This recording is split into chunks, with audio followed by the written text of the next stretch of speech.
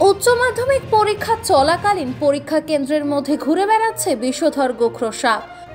ঘটনায় আতঙ্ক ছড়িয়ে পড়ে বিদ্যালয়ের শিক্ষিকা সহ পরীক্ষা কেন্দ্রে থাকা পুলিশ ও অভিভাবকদের মধ্যে। খবর পেয়ে ঘটনাস্থলে এসে সাপটিকে উদ্ধার করেন পরিবেশ প্রেমী সংগঠনের সদস্যরা। জলপাইগুড়ি সুনীতিবালা সদর বালিকা বিদ্যালয়ের ঘটনা এটি। বিদ্যালয়ের প্রধান শিক্ষিকা জানান, পরীক্ষা চলাকালীন মাঠের মধ্যে একটি সাপ দেখা যায়। সাপটিকে দেখে আতঙ্কিত হয়ে পড়েন পরীক্ষার্থীরা। খবর দেওয়া হয় পরিবেশ প্রেমী সংগঠনের সদস্যদের। তারা এসে সাপটিকে উদ্ধার করেন। পরিবেশ প্রেমী সংগঠনের সদস্য অঙ্কুর দাস জানান, সাপটি একটি বিষধর গোখরো। সাপটিকে উদ্ধার করে নিরাপদ স্থানে ছেড়ে দেওয়া হয়েছে।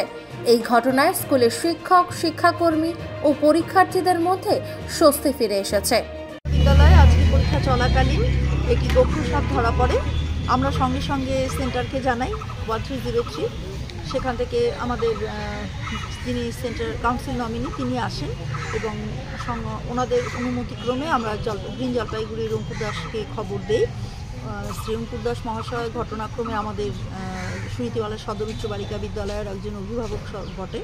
তিনি আসেন এবং সাপটিকে ধরে নিয়ে যান। আমাদের সঙ্গে এখানে কিন্তু যিনি সেন্টারের কাউন্সিলের নমিনি তিনিও আছেন। একটা আতঙ্ক পরিবেশ তো নিশ্চয়ই ছিল। এখানে আমাদের সিনিয়র টিচার্সরা রয়েছেন।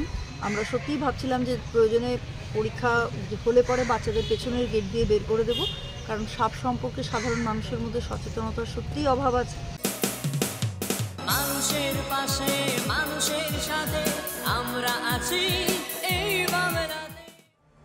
আপনারা দেখছেন সংবাদ শিরোনাম। দেখলেন তো অনেক কিছু, এবার দেখুন নতুন কিছু।